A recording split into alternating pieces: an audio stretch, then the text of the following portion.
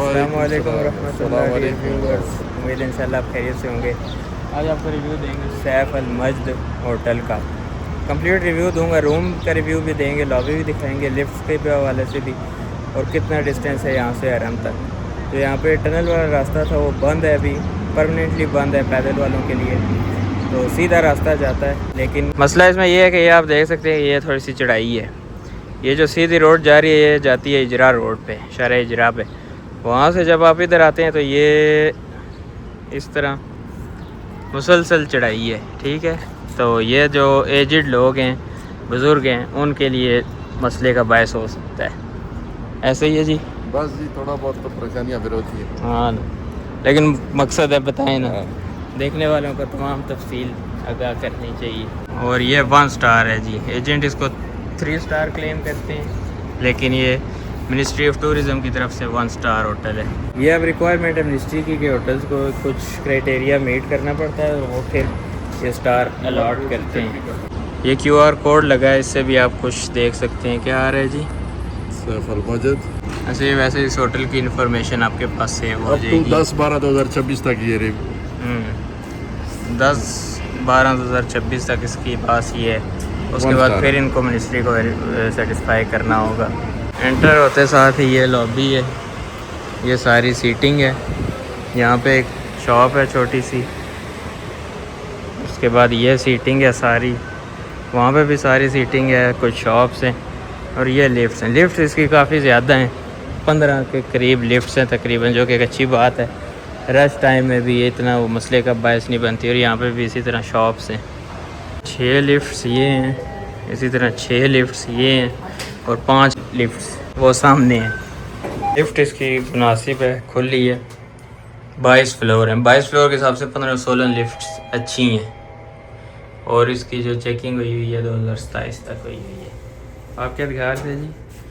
मैं ये बता रहा था कि इसका जो ग्रेड है 7.7/10। booking.com पे ये लिफ्ट से निकल के आप इधर आएंगे, यहाँ पे अंदर जाना है।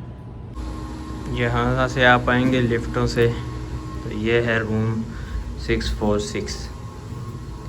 कार्ड के थ्रू एंट्री है, और एंटर होते ही जैसे ही आप बंद करेंगे उसके बाद बस ये बंद है, बाहर से नहीं खुल सकता, अंदर से ये खुल सकता है। और उसके अलावा एक्स्ट्रा लॉक भी है, ठीक है, जो कि नहीं हो रहा। खैर, ये बाहर से नहीं अब खुलेगा। ये रूम है, उससे पहले आपको वॉशरूम का टूर करा देते हैं। वॉशरूम में एंटर होते ही लेफ़्ट साइड पे सीट है, टिशू की जगह है, ऊपर टॉवल की जगह है, लेकिन टॉवल दिए नहीं गए। फिर ये नहाने की जगह सेपरेट की गई है ग्लास डोर के थ्रू, और जगह थोड़ी सी कॉम्प्रोमाइज़्ड है, आप देख सकते हैं, इतना खुला नहीं है। और कपड़े वगैरह हैंग करने के लिए भी कोई जगह नहीं है। एक ये शीशा है कि ये लेफ़्ट साइड पे दिया गया है, लेकिन ड्रायर भी नहीं है। और ये नहाने की जगह, यहाँ पे एंट्री एग्ज़िट थोड़ी सी तंग है, जगह इतनी खुली नहीं है। बहरहाल ये नहाने की जगह है, और ये ओवरऑल एक व्यू है। जब वॉशरूम में जाते हैं अल्लाह ये दुआ पढ़ा करें, और वॉशरूम में बात नहीं करनी चाहिए, ठीक है। अब जिस तरह ही आप निकलेंगे, सबसे पहले हमारे पास एसी का कंट्रोल है, ठीक है। आप इसको कम ज़्यादा कर सकते हैं, एज़ पर नीड ऑफ भी कर सकते हैं। और ये रूम है, ठीक है। हमने देखा है थोड़ा सा ये गंद मचा हुआ है, और वॉशरूम भी ऐसा ही है, क्योंकि हम इसको यूज़ कर रहे हैं तकरीबन 3rd डे है, और अभी तक सफाई वाला कोई भी नहीं आया। आज हमने कहा भी है, लेकिन अभी तक कोई भी सफाई वाला नहीं आया। ये फ्लोर नंबर 6 है, तो ये हालत इस वजह से ख़राब हुई है क्योंकि रह रहे हैं, आते साथ बनाता, लेकिन वो बाकी रूममेट्स थे, अभी वो नहीं है, तो मैंने कहा इस मौके का फ़ायदा उठाया जाए। तो ये बेड्स की सेटिंग इस तरह से है। 4 बेड वाला ये कमरा है, ठीक है। यहाँ पे लगेज की जगह है, यहाँ पे आपको एक शीशा दिया गया है, उसमें आप अपने आप को, अपनी टिंड को देखें। यहाँ पे एक टीवी दिया है जो अभी तक हमने ऑन नहीं किया। इसके बाद ये एक टेबल चेयर है जो अभी तक हमने यूज़ नहीं की। नीचे आपको एक डस्टबिन दिया गया है, लेकिन अगेन ये भी अभी तक किसी ने खाली नहीं किया। यहाँ पर एक आपको फ्रिज देखने को मिल जाती है, ठीक है, जो कि सही काम कर रही हो। पीछे आपको उसमें बर्फ़ जमी हुई भी नज़र आ रही होगी। इसको बंद करेंगे। टेलीफोन है, इसका भी अभी तक हमने यूज़ नहीं किया। ये अलमारी है, इसको अगर मैं आपको खोल के दिखाऊं तो ये इसमें सेक्शंस बने हुए हैं 4। ऊपर एक कुरान मजीद दिया गया है, और इसको अगर आप खोलते हैं तो यहाँ पे आप बैग रख सकते हैं, ऊपर कपड़े टांग सकते हैं। उसके अलावा ऊपर भी एक छोटा सा सेक्शन दिया गया है। यहाँ से आके आपको रूम का व्यू दिखाता हूँ। ये बैक साइड व्यू है पहाड़ी वाला, तो ऐसा कुछ भी इसमें ख़ास नहीं है, ठीक है। बेड्स की बात करें तो ठीक हैं, इतने कम्फी भी नहीं है, इतने सख्त भी नहीं है, लेकिन नॉर्मल ही हैं। थोड़ी सी सख्ती वाली साइड है, कम्फी वाली साइड नहीं है। तकिए ठीक हैं, नरम है। और ये जो चीज़ें हैं, ये एक सॉकेट यहाँ पे दी गई है, एक वहाँ पे दी गई है, लेकिन इसका भी क्या हाल है ये देखें, ठीक है। ये देख रहे हैं, ये थोड़ा सा उखड़ा हुआ है, लेकिन काम चल रहा है, उसका कोई मसला नहीं है। ऐसा नहीं है कि ख़राबी है। रूम में कोई भी बेड बग्स या कॉकरोचेज़ इस तरह की कोई भी शिकायत नहीं है। दूसरा ये आपको दिया गया है। तो ये रूम है, एक बार आपको फिर इसका पूरा व्यू दिखाता हूँ और आपको दिखाता हूँ एसी किधर है। ये मेरे पीछे आपको नज़र आ रहा होगा, ये एसी, ये सेंट्रलाइज्ड एसी होते हैं, काम बेहतरीन करते हैं। और इनका जो कंट्रोल है वो भी मैंने आपको दिखाया है।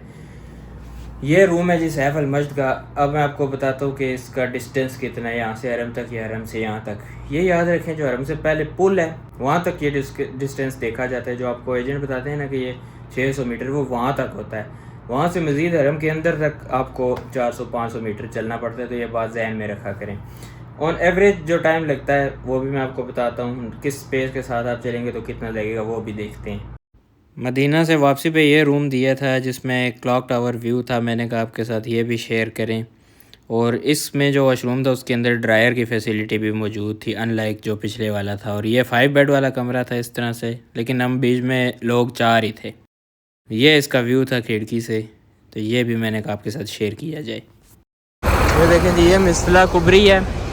और वो जहाँ पे आपको गाड़ी नज़र आ रही है ना खड़ी हुई, ये लाइट वाली, इसके राइट साइड पे सैफ अल मस्जिद है, उस गाड़ी के राइट साइड पे। वहाँ से आके यहाँ से भी आप जा सकते हैं, लेकिन ये लंबा पड़ेगा। सैफ अल मस्जिद के सामने से ही आप हिजरा रोड पे चढ़ेंगे, वो थोड़ा शॉर्ट पड़ जाता है। ये निकल रहे हैं जी सैफ अल मस्जिद से। ये क्लॉक टावर का व्यू है, फजर का टाइम है और एग्जैक्ट टाइम ये है, एग्जैक्ट टाइम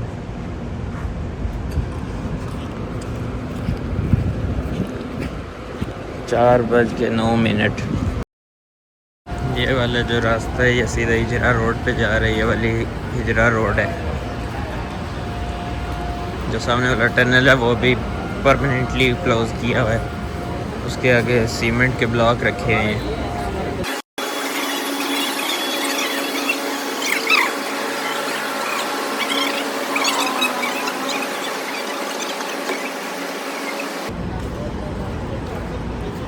पेस नॉर्मल है।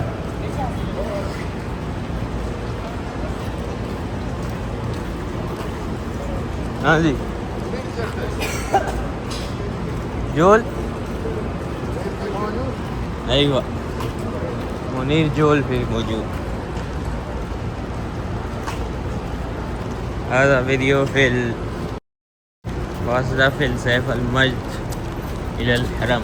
1 كيلو 1 كيلو 1 كيلومتر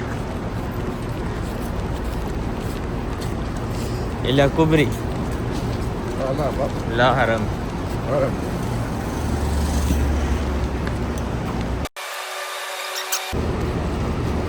يلا محمد سرعة سرعة.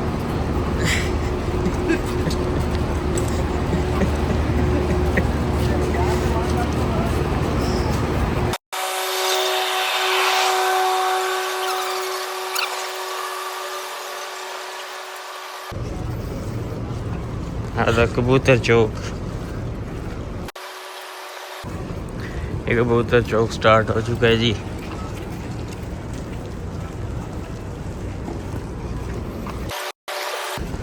पाँच मिनट हो चुके हैं जी पूरे।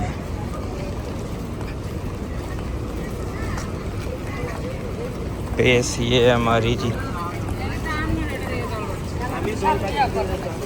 नॉर्मल से थोड़ी सी तेज़ है क्योंकि फजर का टाइम है। फजर इंशाल्लाह अंदर पढ़नी है।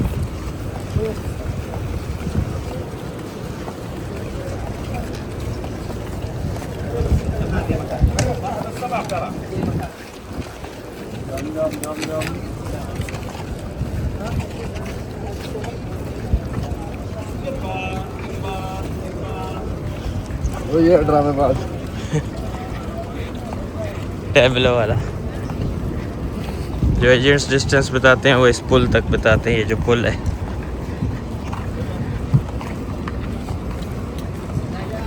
वो कहते हैं बस यहाँ से आराम शुरू है। First rank. अय्वा, ये फर्स्ट रिंग रोड है, यहाँ तक एजेंट्स डिस्टेंस बताते हैं। अब देखें यहाँ से कबूतर चौकी 500 मीटर है तकरीबन, 400-500 मीटर। तो इस वजह से बेचारा अजी फंस जाता है। मुझे तो इसने 500-600 बताया था, ये तो 1 किलोमीटर है।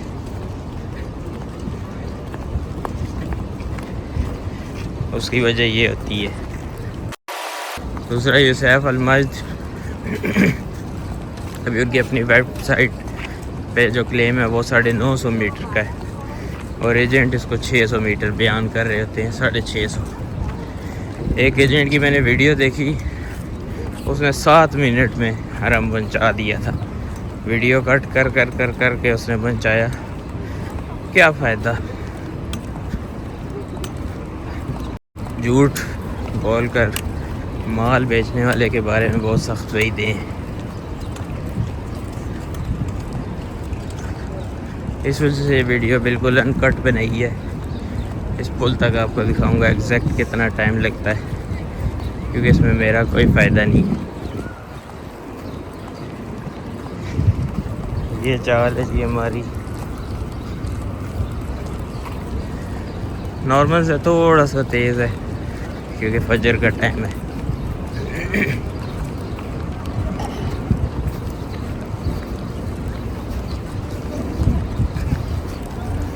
यानी जितना मुझे टाइम लगेगा उसमें से 1 मिनट या 2 मिनट मैक्सिमम आप इजाफा कर लें, इतना बिल्कुल नॉर्मल पेस में टाइम लगेगा। इस तरह मैंने पहले जिक्र किया है, 12 मिनट एक एवरेज टाइम है।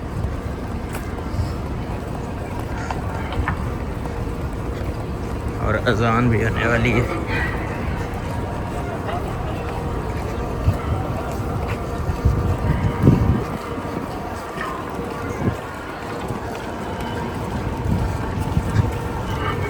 ये देखें जी, पुल तकरीबन पहुंच गया और हमें 8 मिनट हो चुके हैं।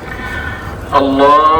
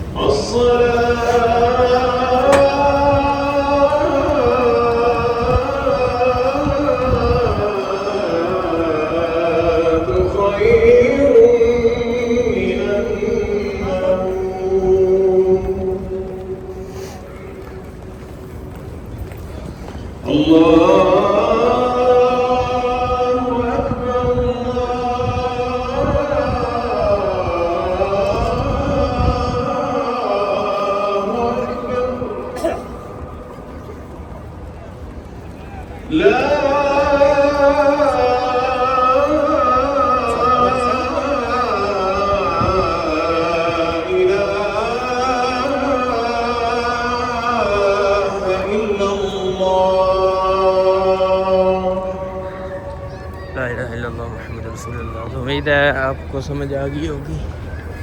तकरीबन 12 मिनट में आप हरम के अंदर होंगे इंशाल्लाह।